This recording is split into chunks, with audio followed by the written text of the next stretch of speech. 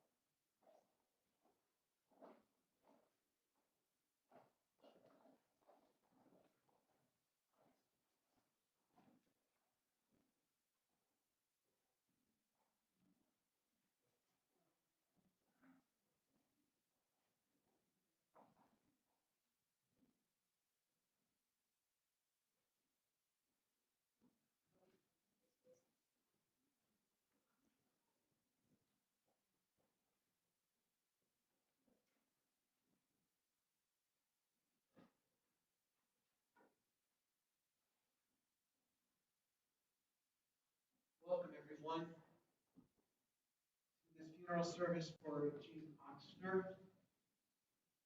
Begin the chanting of the 121st Psalm.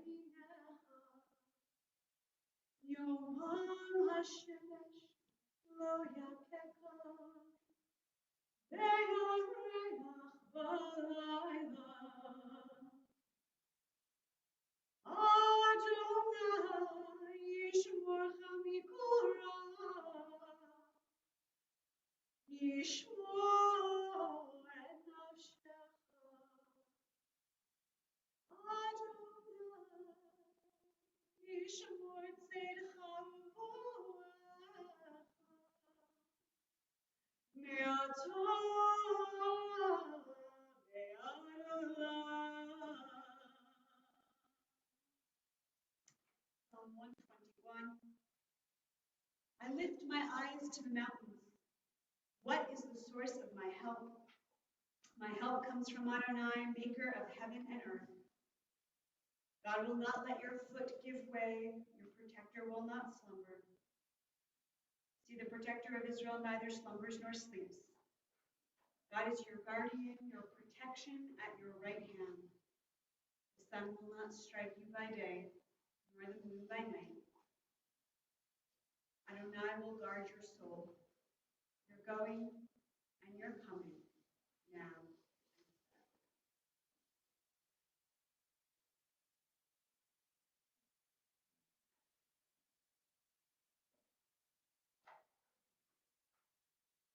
Death has taken our beloved Jean Oksner. And our friends breathe in their darkened world. There's silence, there is lamentation, the tears that have been shed, there is loneliness. Lost in their sorrow, may they find the presence of loving friends. Hear them, O God, weep with them. For Jean's love that united us in life and which death cannot sever. For her companionship that we shared along life's path, which continues through the tenderness of memory. For her creativity, for her boundless love and energy and enthusiasm and desire to make a difference in the world. For the gifts of her heart and mind that brought us joy, happiness, and now is a precious remembrance. For all these and more, we can give our thanks to God. And in this time of grief, we listen to the voice of our sacred scripture that brings us the ever new message of God's nearness, that tells us of our kinship with the Creator. Light is in darkness, joy as in sorrow, and life as in death. 15th Psalm, we read the following: Adonai yargubo halechem yishkon b'har kodshecha. God, who may abide in your house, who may dwell in your holy mountain. Those who are upright, who do justly, who speak the truth within their hearts, who do not slander others or wrong them or bring shame upon them, who scorn the lawless, but honor those who revere God, who give their word and come what may, do not retract, who do not exploit others, who never take bribes. Those who live in this way shall never be shaken. Perhaps more than any other of the Psalms, the 23rd Psalm has brought so much comfort to so many over the ages. Its message of walking through the valley of the shadow of death reminds us that even in our darkest times, we are on a journey that Jean knew so well. We can emerge from it, but it is a process. I'm going to ask Cantor Sachs to lead us chanting the Hebrew, and then I'm going to read the English. Some of you have the text in front of you. I ask that you join with me following the Hebrew. Adonai Lo echsor bin hodesh yaritz leini.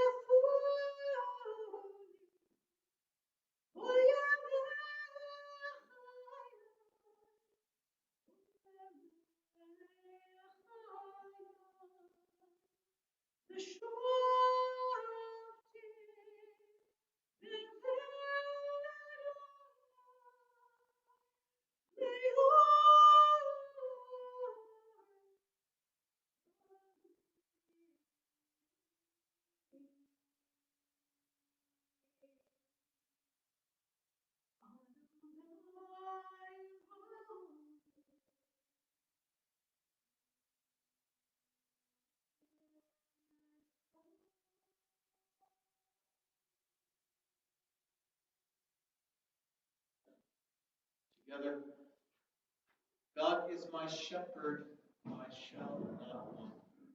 God makes me lie down in green pastures, leads me beside still waters, and restores my soul. You lead me in right paths for the sake of your name. Even when I walk in the valley of the shadow of death, I shall fear no evil, for you are with me. Your rod and your staff, they comfort me. You have set a table before me in the presence of my enemies. You have anointed my head with oil, my cup overflows. Surely goodness and mercy shall follow me all the days of my life, and I shall dwell in the house of the Lord.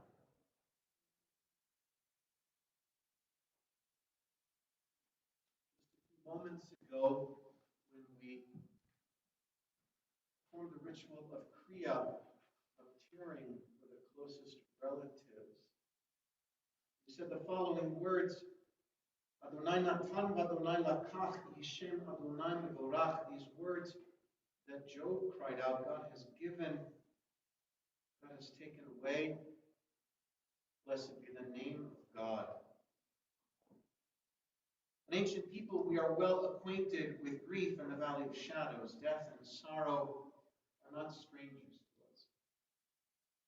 And yet the centuries have taught us Keter Shem Tov, the crown of the good name, worse beyond the grave, and that there is strength in faith. And so with Job, You say, Adonai Natan, God, you have given, you gave us Jean Oksner, who will not be forgotten. And for all that was good and enduring in Jean's life, we offer the deepest thanks of our hearts. Adonai Lakach, God, you have taken away. We pray for the strength to turn our broken hearts to an altar of trust before which we acknowledge your sovereignty and love. As we now say, Yishem Adonai Mevarach Me'ata V'Ad Olam, blessed be the name of God now and forever. And finally, the words of Ecclesiastes, chapter 3. Kol zman va'et v'chol chefetz tachat hashamayim. For everything there is a season, a time for every experience under heaven, a time to be born, and a time to die, a time to plant, a time to uproot what is planted, a time to tear down, a time to build up, a time to weep and a time to laugh, a time to grieve and a time to dance, a time to throw stones and a time to gather stones, a time to embrace and a time to refrain from embracing, a time to seek and a time to lose, a time to keep and a time to discard, a time for tearing, a time for sowing, a time for silence, a time for speaking. And my friends, now is both a time for silence and a time for speaking. Now is a time for prayer. As we remember Jean, we're also aware of the fact that Elizabeth Lipper also at this time is holding on to life, and we are with Steve and Judy at this difficult time as well. So let's take a few moments now as we look within their divine God and pray in silence.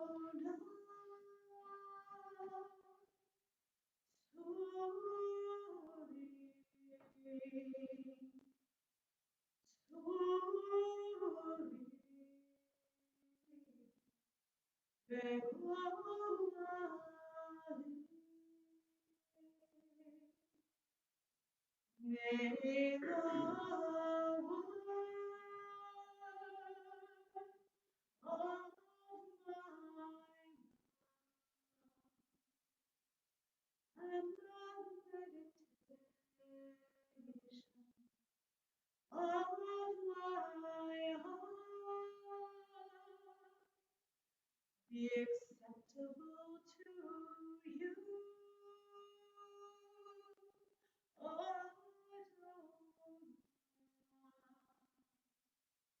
my love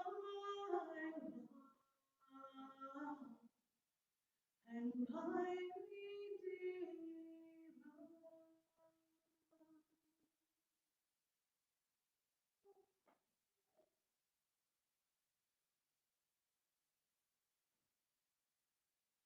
Friends, at this time, I'm going to invite members of the family to come up and speak. First,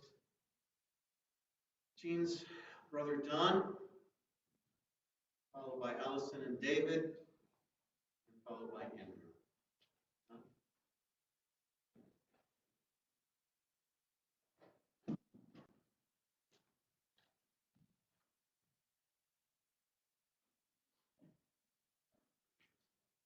I'm Don Schaefer, Jean's only sibling. I'm here representing the Schaefer family. My daughter Julie, my son Eric, their spouses Mark and Nora, my grandchildren Alexander, Jonah, Lucas, and Alexa. I'm also here representing Lois Schaefer, who, although no longer alive, joined me at many celebrations with Jean and Nikki. Shared Jean's emphasis on the importance of family. For the first time in my life, I don't have a sister. A sister to annoy, which I did many times as a mischievous younger brother. A sister to come to for advice, which I should have done more often than I did. A sister to complain to when I thought our parents were being unfair. A sister to laugh with as we reminisced about family.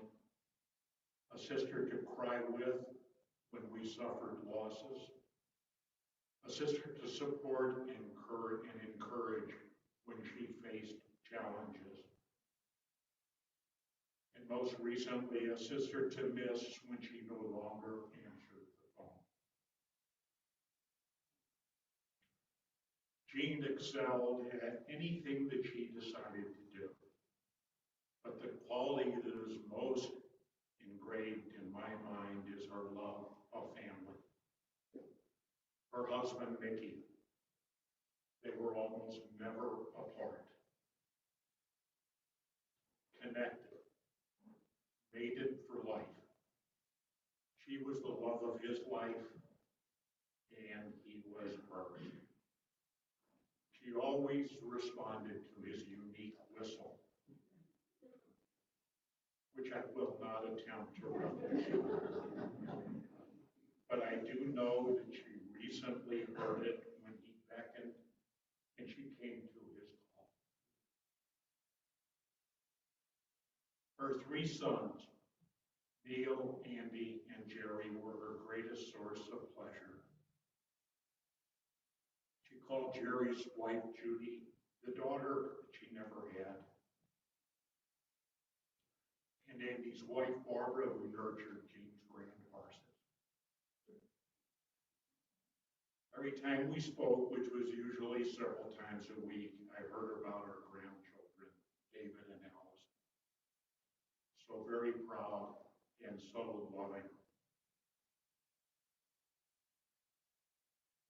Losing my sister is a reminder that nothing is more important than family in the end, and our memories of family are all that we have and all that we need. May the memory of my sister bring a smile to your face, and I know that's what she would want.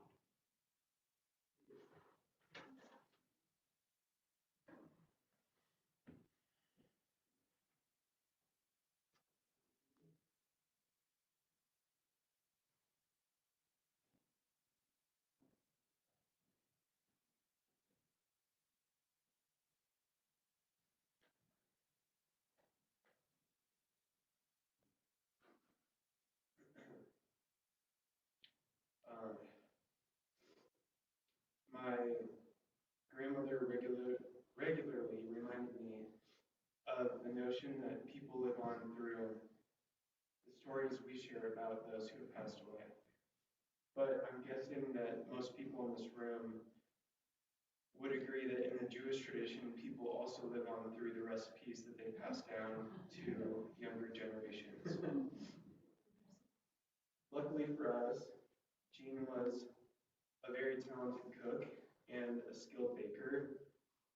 One particular dish that came to mind as I was preparing for today is a recipe that became formally known as our favorite rice, when we were kids, though her lemon bars also deserve special mention.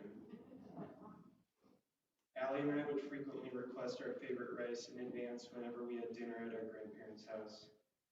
It wasn't until I read the ingredients as an adult that I understood why she insisted that it always be served as a side and never a main course. Fortunately, she was more attuned to its nutritional value, or lack thereof, than I was.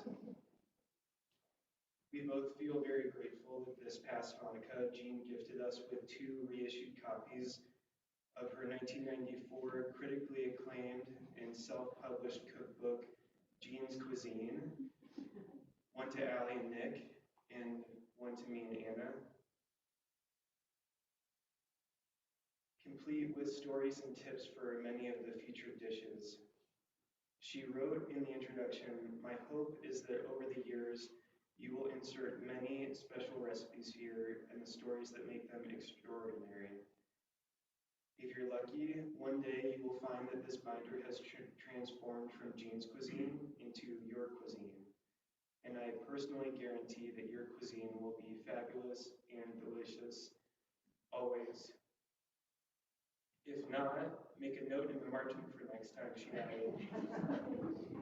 "True love is eating my burned veal chops, never complaining. Love you all, Jean, Mom, Grandma."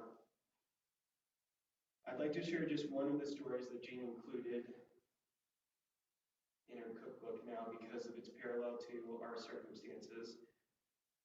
It is the story of the last time that she saw her own grandmother. I'm paraphrasing here, but instead of going straight home after dance class as her parents expected her to, Jean stopped by her grandmother's house nearby because she knew that she'd made her favorite chicken soup the day before. She writes, "I remember getting a big hug and kiss, but no gizzard or hen eggs because nobody knew I was coming, and my grandfather had eaten them all himself. This visit really sticks in my mind. The next day, my grandmother died suddenly, and I was one of the last people in the family to see her. She left us with good memories and a wonderful heritage. So you see, you really can live on through your cooking." Just a couple of weeks ago, Allie cooked our favorite rice for the family in honor of our grandmother. Even though Jean couldn't be seated with us at the table that night, we all felt her presence as we enjoyed the familiarity of its flavor in each other's company. I'll add that Allie and Nick have since modified the recipe for our favorite rice to include fresh vegetables. It brings me a great deal of comfort to know that meals with our grandparents are far from finished, a reality that our grandmother made possible with Jean's Cuisine.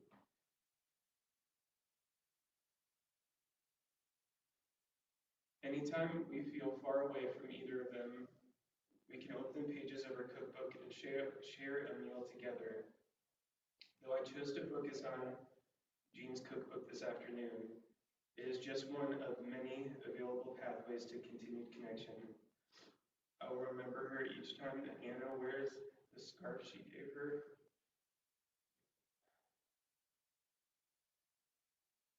And on cold days, the blanket she knitted for me and the sweaters that she made Allie will bring us both warmth.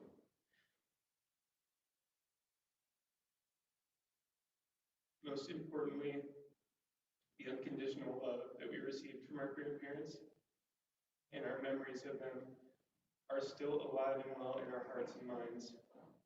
They will continue to serve as resources for us to call upon in the good times and the bad, and they will be with us for all the important moments that lie ahead. When we celebrate our future marriages, when we buy our first homes, and if and when we choose to have children. I'd like to end with the following lyric from the riddle song by Doc Watson, which our grandparents sang to us as we fell asleep when we were little. The story of I love you, it has no end. David said it so well. Grandma nourished us and showed us so much love through food and flavor, and that creativity extended into every part of her life. She could turn a tissue into a costume for a bedtime song, a mixture of sugar and vanilla and water into a fairy potion. She knew how to play. Grandma was sharp and curious and adaptive. When she was a child, they didn't have gifted programs. They just had you skip grades. She graduated high school early, starting as a freshman at WashU at 16, where she met Grandpa. Their love was a constant expression of creativity. They spoke their own symbolic language to support and propel each other into the people they wanted to become. When she chose to go back to school after raising her boys, she studied journalism at Webster College. She turned her observant, critical eye, quick tongue, to express the reality she saw, including an expose on the college's shortcomings and medical support for students. She studied and excelled in film photography. Grandpa and she made a dark room in their basement. She would disappear into perfecting a single print for hours. She applied that same focus in her knitting and needlepoint, accomplished in fiber art, creating large pieces with intricate patterns, some wearable, some with meaningful symbols, all with loving detail. She was classy and stylish, encouraged me to ignore trends, to express myself, but somehow always was right in fashion. Yet her generosity and creativity extended beyond our homes and family. She owned her own PR business, applied her degree and talents to help businesses realize their potential. Grandma was tech savvy. She was the first person in our family to own a computer. Even a few months ago, she FaceTimed me to explain that she'd read about influencers and believed that Nick and I could make a real living from our own creative pursuits. She was a talented storyteller, an independent business owner, strategic communicator, and generous mentor, but an exceptional friend.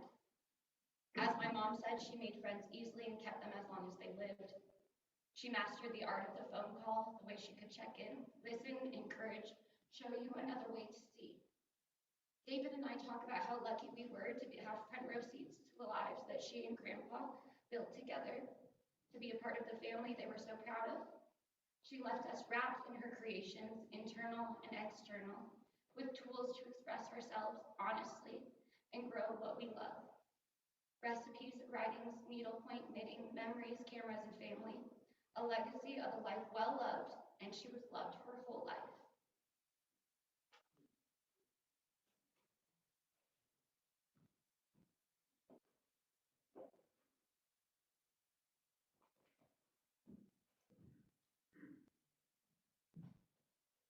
Hi, everyone. Not a lot left to be said, but I will add a few things. Ever since I entered the scene and was able to speak, I would describe my mom as happy, loving, and, quote, had to be the best. And few of many examples. Every Halloween, she dressed up as a witch, but not a common witch. I mean, she would spend hours on makeup. And Barbara and I lived in Los Angeles, and it would be, her outfit would be up for any Academy Award. It would terrify people from around the neighborhood. It terrified us. I mean, it's truly nightmare worthy. And every year she did this. Another example, she loved needlepoint and knitting, but that wasn't enough. She bought every book on the topic. She needlepointed a rug, picture frames. She went so far as to want to open a shop of knitting. My father probably wisely dissuaded her from doing that because it would keep her away too much from her other passions. As Steve knows, running a retail outfit is a full-time job. So, and David. Another example was her regional cooking binges. She would get involved in the cuisine, and we would just various books. I'm gonna proudly take over the Julia Child collection that she had, and we'll have it in her house. And it was a joy to live through all these different cuisines that she had.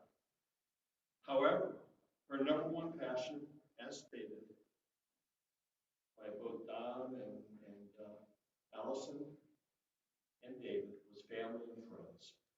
Always love, always care. Life for my mother became more nuanced in 2009 when, despite never smoking a day of her life, she got lung cancer. And then manifestations of that continued for the rest of her life. A bigger blow was in 2012 when her husband, Mickey, died after a morning swim. She was never quite as happy after that. These all come together because my mother was a wonderful writer, another of her passions. And in 2018, wrote a piece that was beautiful, timeless, and true. I'm going to read that for you now, and I think you'll get a feeling for the type of person that she was. A time to reflect. It was the best of times, it was the worst of times. Of course, that's not from my mother, that's from Charles Dickens, A Tale of Two Cities. Okay? But this is from my mother. Good times are even sweeter than they used to be. Worst times can't be counted anymore. Yet I don't know what is still ahead, so how can I say what is for the worst? I used to take it for granted. I'm in my 80s and have lived chunks of my life in 3 different cities. In each city, I made close friends and naively expected us to stay friends forever.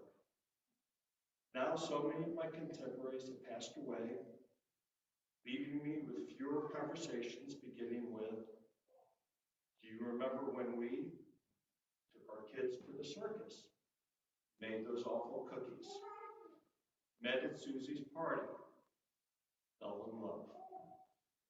Well, I remember, and I long to have more history to recall, and more.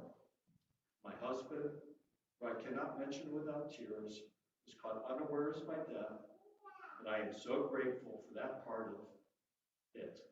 He completed his daily swim, picked up his towel, and dropped silently to the ground. He didn't have time to say goodbye, to reflect on what had been, what was coming, or even to be frightened for more than a brief moment or two. 6 years later, I'm able to say how fortunate he was and how grateful he did not have long to feel fear. Would we want anything else for those that we love? I envy those who will be caught unaware by death, who do not say as I do, this might be the last afternoon I spend with my granddaughter. Or let's go to a movie this Sunday, hoping Sunday will arrive. Yet I continue to fight, to take my handful of meds twice daily, knowing those pills won't affect a cure, and to consider if it's worth it. In my heart, I pray it is worth it. To spend casual time with my loved ones, to see the autumn leaves, to taste a hot fudge sundae, to touch base with both friends old and new, to have a great grandchild, to live another day and another and another. The comfort is that others do not know when and how their lives will end. They have the illusion, as I did, that it will continue a long, long time. They accept that their steps may slow, that they will forget things now and then, and that arthritis is invading their bodies. It's different for me. It's here and now. I do not believe in a hereafter where I will find my husband sitting on a cloud. So what can I believe in? I can only depend on the day I am experiencing and try not to mess it up. I try to be grateful.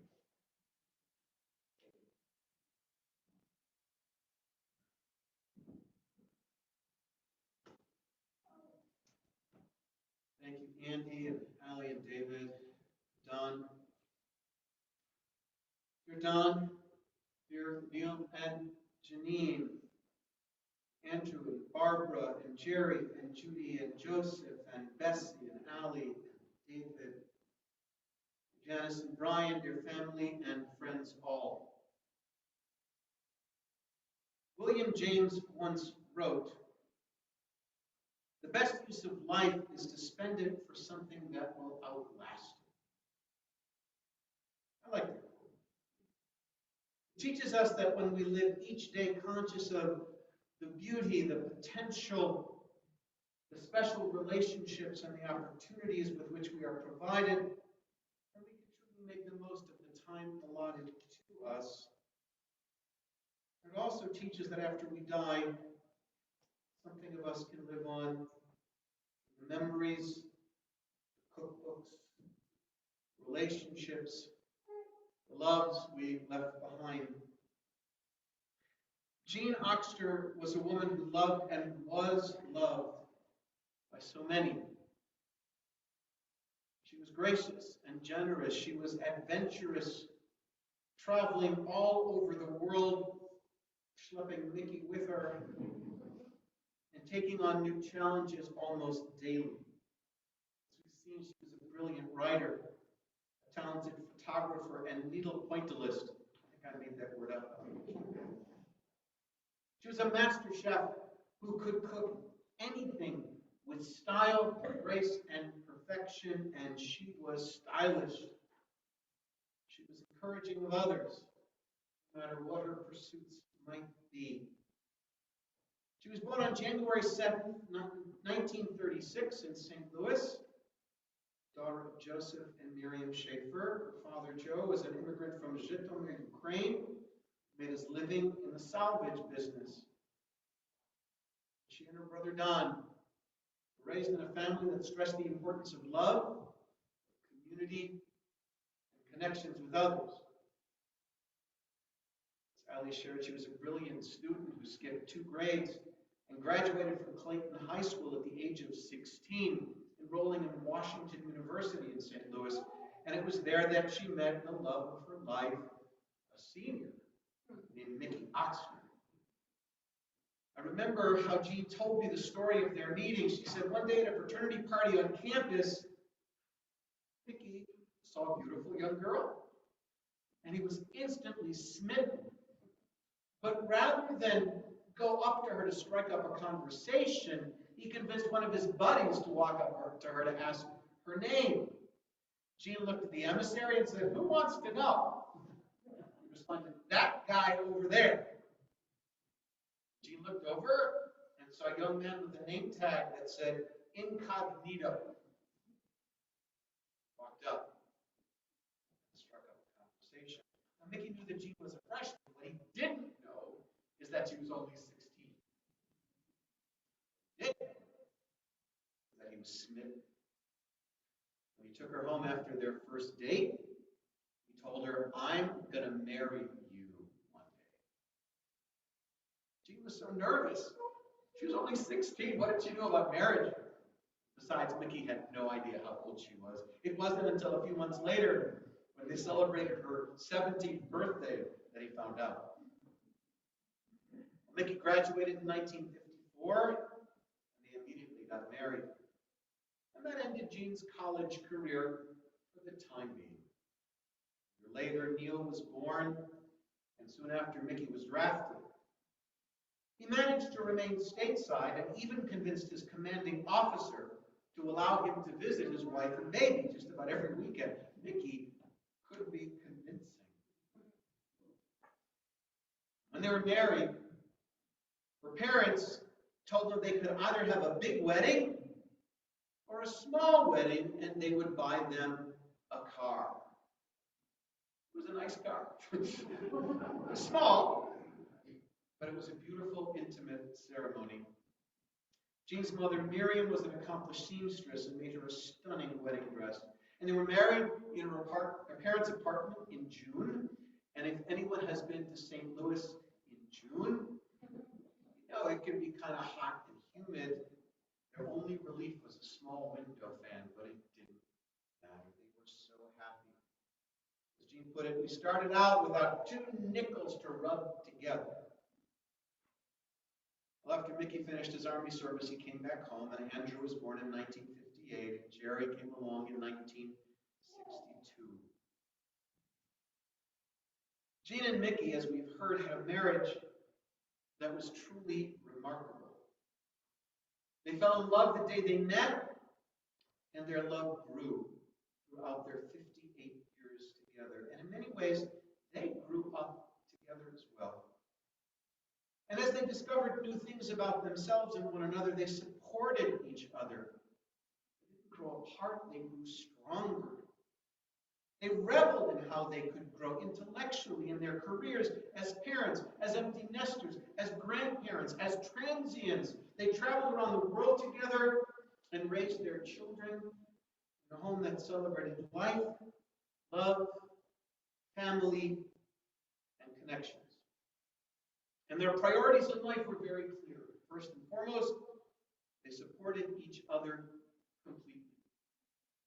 They were a team.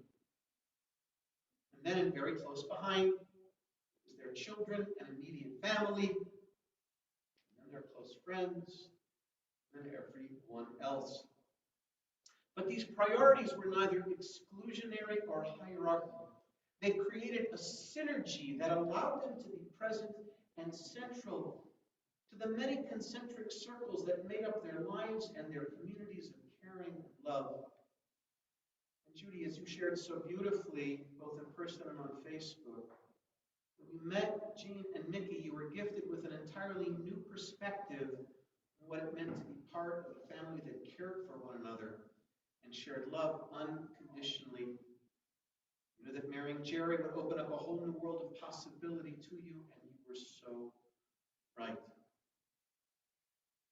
Jean was a hands-on mother.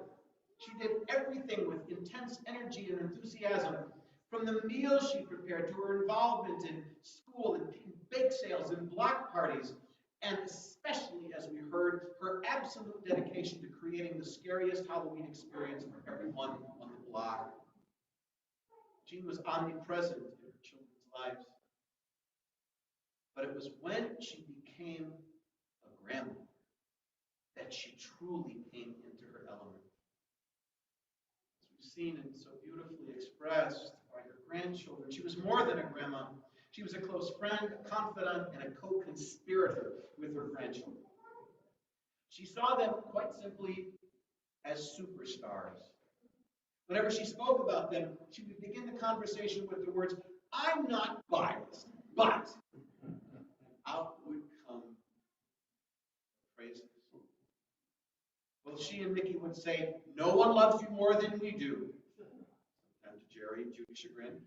And they spent a lot of time together in Phoenix, and then, of course, from Denver. She loved being with her grandchildren in Phoenix. She would even go into the pool with them, which she never would do, but you wouldn't get her there. And even though Jean and Mickey were very picky and fastidious about their home, grandkids came over, they could do anything, even throw the cushions off the couch to make an impromptu trampoline. They could do no wrong in their eyes. That never happened to you guys. Allie said, "Not many people had cool grandparents like we did. And it wasn't until the grandchildren grew older they realized the uniqueness of their relationship with Mickey and Jean." When Neil and Andy graduated from high school and went on to college, and Jerry was in high school, Jean took a new step in her life. She went back to school and got her degree in journalism from Webster University in St. Louis, specializing in public relations. She had a knack for connecting with people. We all have experienced that. And connecting other people to people as well, both in her personal and her professional life. As we heard so beautifully from Andrew, she was a gifted writer. She was able to use her natural talents for connecting and parlay that into a successful PR business. When she and Mickey moved to Phoenix, she instantly made connections professionally, starting out in hotels, then branching out to provide services to friends and small businesses. She worked with and for people she admired. Her personal love and friendship translated perfectly into her business world. After she retired, she continued serving as a SCORE mentor to young businesswomen who benefited from her passion, her friendship, her experience. After Mickey died so suddenly, things were not easy for Jean. She lost her best friend and life partner. And then when her diagnosis became more acute, it became even more difficult. And yet, like so many other times in her life, she was able to reinvent herself even when she had to deal with tragedy. She took it upon herself to continue to live. She missed Mickey with all her heart and soul, and yet she celebrated her life as best she could under difficult circumstances. We've heard how her beautiful writing in that group at the University Health Center, the oncology department, impacted her and others again. She continued mentoring not only in her life but through her illness. For the past few years, Jean and I had many conversations about her legacy, her pride in and love for her family. And even though she was only here in Denver for a little more than a decade, she was able to forge deep and meaningful friendships that rivaled her childhood friendships. When you were in her presence, you felt her love, her intelligence, her creativity, her caring. Your life is so hard to add up because God's arithmetic is so complicated yet so simple. We know that the more you give, the more you have left, which goes some towards explaining why Jean Oksner was so rich in friends, in loving family, in caring, and in creativity, in memories laden with the knowledge that she has shared her love throughout her life.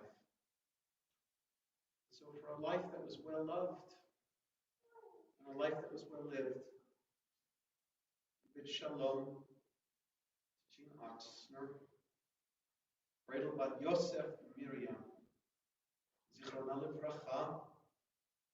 May her memory be for eternal blessing. And let us all say, Amen. Take a few more moments now of silence.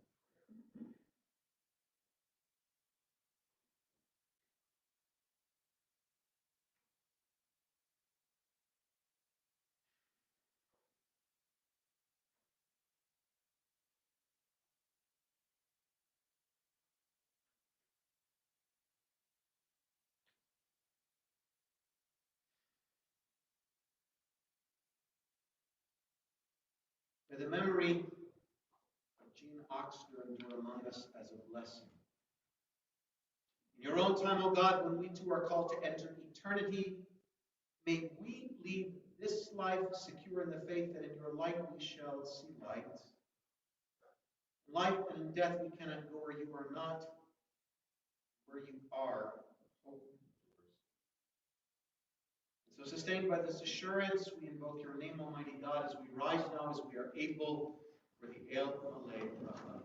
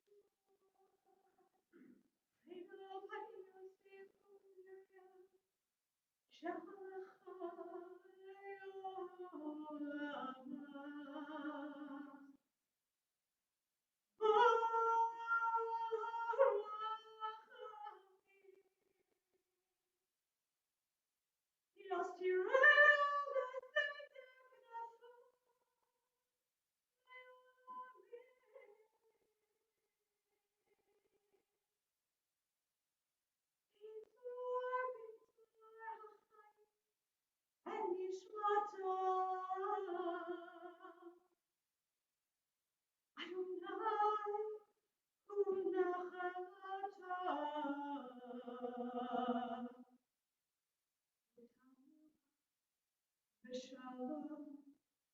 amishkava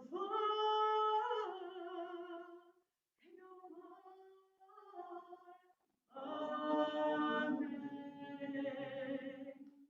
Who has the God, eternal Spirit of the universe, their perfect rest in your sheltering presence. The frail Bat Yosef and Miriam, Jean Oksner, who has entered eternity. O God of mercy, let her find refuge in the shadow of your wings. Let her soul be bound up in the bond of everlasting life. God is her inheritance. May she rest in peace. And let us all say, Amen.